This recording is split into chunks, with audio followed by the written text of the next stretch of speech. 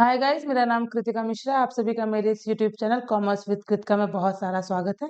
आप सभी अपना सपोर्ट बनाए रखें, लाइक शेयर सब्सक्राइब करते रहें।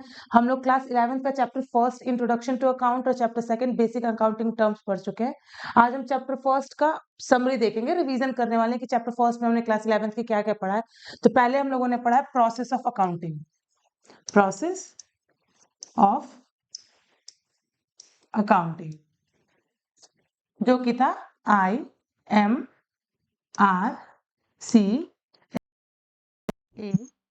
अगर प्रोसेस याद हो गया तो फिर डेफिनेशन लर्न करना भी बहुत इजी होगा।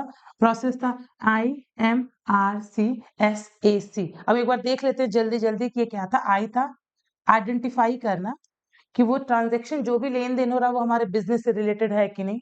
दूसरा था मेजर करना कि वो मॉनेटरी टर्म में है कि नहीं, उसमें पैसा आ रहा है कि नहीं। तीसरा था उस चीज को रिकॉर्ड करना जो कि जनरल में करते हैं, जिस बुक में रिकॉर्ड करते हैं उसको जनरल कहते हैं, पढ़ेंगे ये भी हम।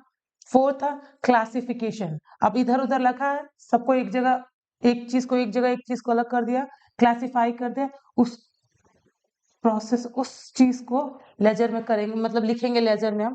पहला होगा आइडेंटिफाई करना कि बिजनेस से रिलेटेड है या नहीं। फिर मेजर करना पैसे से उसका लेना देना है या नहीं।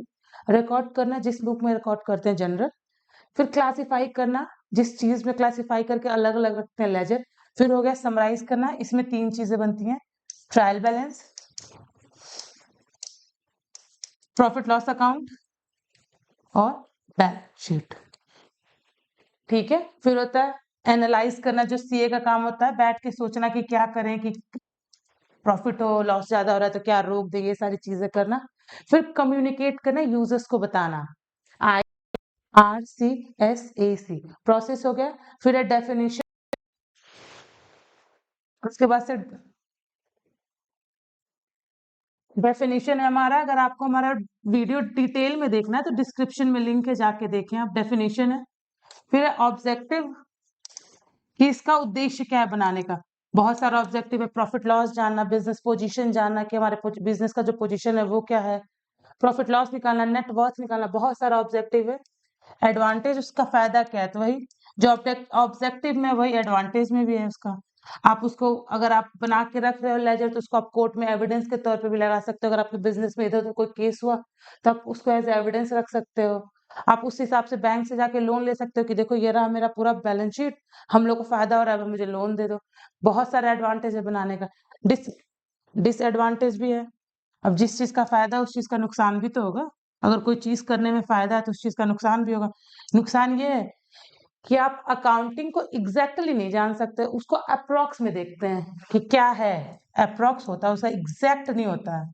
अप्रोक्सीमेटली आप उसकी वैल्यू निकाल सकते हैं कि माना जा रहा है कि हमें फायदा होगा, कंफर्म नहीं है कि फायदा होगा कि नहीं होगा, कितने का होगा, ये भी बस अनुमान लगाया जा सकता है। कंफर्मेशन किसी चीज की नहीं है। अगर हमारा डिटेल वीडियो आपको देखना तो डिस्क्रिप्शन में लिंक है, जाके देखें। हम बस आपको बता रहे हैं कि हमने क्या क्या पढ़ाया हुआ है चैप्टर फर्स्ट में। अब फिर हमने एक पढ़ाया टॉपिक बुक कीपिंग और अकाउंटिंग में डिफरेंस। बुक कीपिंग और अकाउंटिंग में डिफरेंस, अकाउंटिंग में डिफरेंस क्या है। पहले तो बुक कीपिंग और अकाउंटिंग की नॉलेज को, बुक कीपिंग और अकाउंटिंग की नॉलेज को ही अकाउंटेंसी कहते हैं। बुक कीपिंग और अकाउंटिंग की नॉलेज को अकाउंटेंसी कहते हैं। बुक कीपिंग जो है वो जूनियर स्टाफ करता है, क्लर्क, ये जो है ये सीए का काम है। प्रोसेस देखा था हम लोगों ने ना, IMRCSAC। ये जो स्टार्टिंग का चार है ना, ये करता है बुक कीपिंग। ये है बुक कीपिंग का काम, आइडेंटिफाई करना, मेजर करना, रिकॉर्ड करना, क्लासिफाई करना।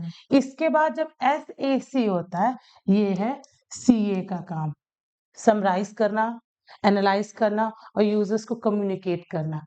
बहुत ही इजी है, कोई मुश्किल नहीं है। ये एक रूटीन वर्क है, रोज आना है, वही काम करना है, बैठना है। 10 से 11 वाली जॉब है, जो भी समय है उसका है। ये एनालिटिकल जॉब है,